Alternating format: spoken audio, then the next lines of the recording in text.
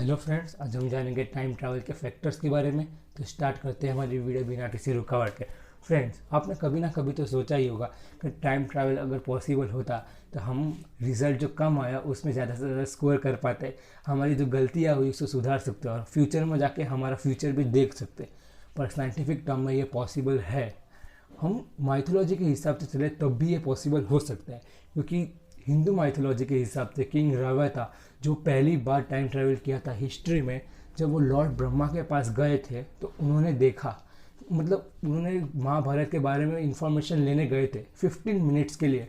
पर जब वो वापस आए तो उन्होंने देखा कि 150 ईयर्स बीत चुके हैं उनके किंगडम में, और वो उसी वक्त आश्चर्यचकित हो गए। और ये पुराण में लिखा हुआ है। वैसे ही बाइबल के हिसाब से, जैन धर्म के हिसाब से या मुस्लिम धर्म के हिसाब से, बहुत सारी धर्म के हिसाब से टाइम ट्रैवल पॉसिबल है। पर साइंटिफिक टर्म में ये 2 पार्ट्स में डिवाइडेड है, एक फिजिक्स में और एक क्वांटम मैकेनिक्स में। फिजिक्स में कम माना जाता है कि टाइम ट्रैवल एक साइंस फिक्शन है, और क्वांटम मैकेनिक्स के हिसाब से ये पॉसिबल है। तो हम पहले फिजिक्स के बारे में ध्यान देंगे। फिजिक्स के हिसाब से हम अगर वार्म होल एक समय का एक छोटा सा कण है, एक छोटा सा छेद है जिसमें से हम अगर पार निकल जाए तो हम कभी भी कहीं भी ट्रैवल कर सकते हैं, पास्ट या फ्यूचर में। हमको वार्म होल को बड़ा कर कर हम उसमें से अगर चले जाए तो हमारे लिए टाइम रुक जाएगा, मीन्स हम पास्ट में चले जाएंगे। पर वार्म होल को बनाने के लिए आइंस्टाइन की जो थ्योरी है हम उसमें नज़र डालते हैं, special theory of relativity and general theory of relativity. Special theory of relativity ये कहती है कि लाइट से ज़्यादा स्पीड से चलने वाले कोई भी ऑब्जेक्ट नहीं है, और ग्रेविटॉन जो ऑब्सेशनल है, जो अर्थ में मौजूद है, वो भी लाइट के स्पीड से ही चलती है। पर अगर हम वार्म होल में नज़र डालें तो उसे बड़ा करने का कोई रास्ता नहीं है अभी तक, क्योंकि उसके बीच में जो हमारे बेस्ट साइंटिस्ट है ब्लैक होल के बारे में बताने वाले स्टीफन हॉकिंग्स ने बोला कि अगर हमारे साथ पैराडॉक्स या ग्रैंडफादर पैराडॉक्स हो गया तो फिर हमारे एग्जिस्टेंस में सवाल उठ सकता है। जैसे अगर हम लोगों ने वार्म होल बड़ा कर दिया और हम पास्ट में जाकर हमारे जो ग्रैंडफादर को मार दिया, जिससे हमारे पापा तब पैदा नहीं हुए, तो हम कैसे पैदा हुए, वो सवाल उठ सकता है। पर इधर ये बात ख़त्म नहीं होती। जब आगे ड्यूटीच नाम के एक साइंटिस्ट ने बताया कि अगर हम बहुत सारे वर्ल्ड्स के साथ रिलेटेड है, जॉइंट है, रिलेटेड है, तो मीन्स अगर हम टाइम में पीछे जाते हैं तो हम दूसरे टाइम में पहुंच जाते हैं। मीन्स बताया कि अगर हम लोग पास्ट में जाना पॉसिबल हुआ तो हम दूसरी दुनिया से रिलेट हो जाएंगे। मीन्स हमारी दुनिया से बहुत सारी दुनिया लिंक हो चुकी है, अगर हम लोग पास्ट में गए तो उस दुनिया में पहुंच जाएंगे, क्योंकि वो हमसे पीछे चल रही होगी। इसके कोई पक्का सबूत नहीं थे, पर उनकी जो थियोरी थी वो बहुत ज़्यादा फेमस हुई। पर बाद में जब अल्बर्ट आइंस्टाइन ने 1905 में अपनी थियोरी ऑफ रिलेटिविटी बताई कि अगर हम कोई भी एंगल से देखें तो लाइट की मोशन सेम ही लगेगी, तब हमें पता चला कि अगर हम लाइट की स्पीड से ट्रैवल करेंगे तो हम पास्ट में जा सकते हैं।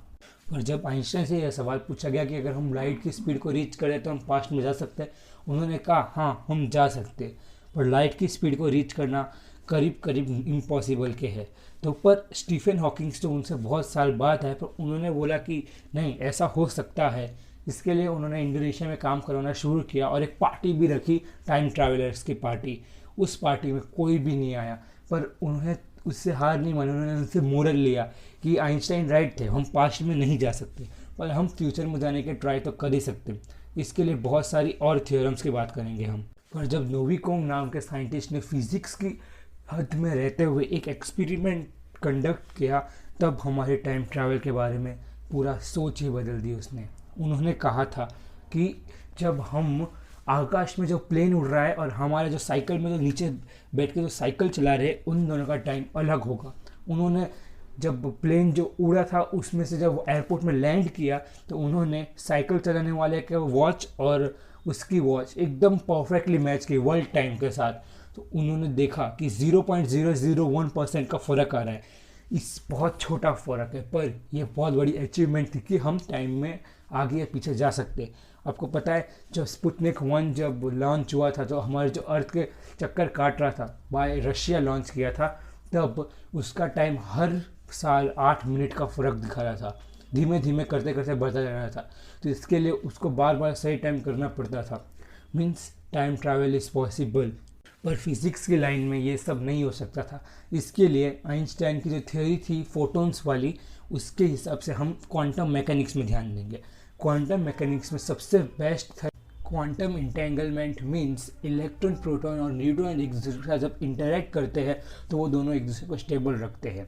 वो थ्योरी डीटूच नाम के साइंटिस्ट ने प्रपोज की थी, पर ये थ्योरी सिद्ध नहीं हुई है अभी तक। उसका कोई पुख्ता सबूत नहीं है क्वांटम मैकेनिक्स में, पर अगर हम उसके छोटे से कण में से भी निकल जाए तो हम तब भी टाइम ट्रैवल कर सकते हैं। टाइम ट्रैवल का सबसे मेन और सबसे बेस्ट रीज़न ये है कि हम अपना फ्यूचर देख सकते हैं, हम अपने एलियंस दोस्तों से मिल सकते हैं। शायद हम एलियंस तक तब मिल चुके हो, पर हमें तब से पहले लाइन की स्पीड से फास्ट जाना पड़ेगा, वार्म होल की खोज करनी पड़ेगी, और ये सब करने के लिए हमें थोड़ा और डीप में जाना पड़ेगा क्वांटम मैकेनिक्स के। हम अब पढ़ते हैं बोह्म्स इंटरप्रेशन के बारे में। ये टाइम ट्रैवल की सबसे बड़ी थियरी है, आइंस्टाइन से भी ज़्यादा बड़ी थियरी। इसका मीन्स है अगर हम कोई भी मैसेज को लाइट की स्पीड से ट्रैवल करने से भेजें तो हम उसको टाइप करने से पहले ही वो उधर पहुंच जाएगा। मीन्स ऐसा करने से पहले तो कुछ हो नहीं सकता, मीन्स हमें पहले कुछ करना पड़ेगा तभी तो वो भेजेगा। मीन्स अगर मैसेज खोला और डायरेक्ट ब्लैंक चला जाएगा। इसका मतलब टाइम ट्रैवल करने के लिए हमें खुद की बॉडी इस तरह से रेडी करनी पड़ेगी कि इतनी स्पीड को वो झेल सके और टाइम ट्रैवल कर सके। इस एक्शन को आइंस्टाइन बोलते थे अ डिस्टेंस स्पूकी एक्शन। और तो और ट्रैवल करने के लिए हमें FTL कम्युनिकेशन करना पड़ेगा। वो एक कम्युनिकेशन का ज़रिया है जिसकी वजह से हम टाइम ट्रैवल में कम्युनिकेट कर सकते हैं अपने पास्ट वाले से, और वो बहुत ज़्यादा मुश्किल है। हमसे पहले भी टाइम मशीन तो बन नहीं रही है। और सेकेंड है a variation of Everett. Everett भी एक बहुत बड़े साइंटिस्ट है जिन्होंने टाइम ट्रैवल के बारे में रिसर्च की थी, और उन्होंने कहा था कि हमें MWI नाम की एक मशीन बनानी पड़ेगी जो कनेक्शंस टू कनेक्शन और लाइट की स्पीड से भी फास्ट चले और वो वार्म होल को भी बड़ा कर सके। मीन्स पास्ट में जाना, कम्युनिकेट करना, पास्ट में क्या हो रहा है, फ्यूचर में क्या हो रहा है। इसकी वजह से हमें MWI नाम की एक मशीन का इन्वेंट करना पड़ेगा। और इससे भी ज़्यादा डीप थॉट तो ये है कि holographic equations. Holographic equations means अगर हम किसी भी चीज़ को देखते हैं क्वांटम मैकेनिक्स के हिसाब से, अगर हम कोई भी चीज़ को देखेंगे तो वो पहले हमारी लाइट की वजह से फोटॉन्स के इंटरेक्ट होते ही वो लाइट इमिट करेगा जिससे वो सॉलिड बन जाता है। मीन्स पहले वो एक वेव्स होती है, पर हम जैसे ही उसको देखते थे वो एक सॉलिड मटेरियल बन जाता है। उसी से हम टाइम ट्रैवल कर सकते हैं। वो वेव्स के अंदर भी एक पार्टिकल होता है, उसकी वजह से भी हम टाइम ट्रैवल कर सकते हैं। जरिए तो बहुत सारे हैं, पर हमें इसकी बड़े से बड़ी खोज करनी पड़ेगी। मीन्स हमें डीप जाना पड़ेगा कि ये कैसे होगा और ये कैसे होगा। अगर आपको इसका जवाब पता है तो नीचे कमेंट बॉक्स में ज़रूर लिखिएगा, और आपको कौन सा तरीका ज़्यादा पसंद आया कमेंट बॉक्स में बताइएगा। और अगर आपको हमारा वीडियो अच्छा लगा तो लाइक और सब्सक्राइब करिए और ज़्यादा से ज़्यादा शेयर करिए।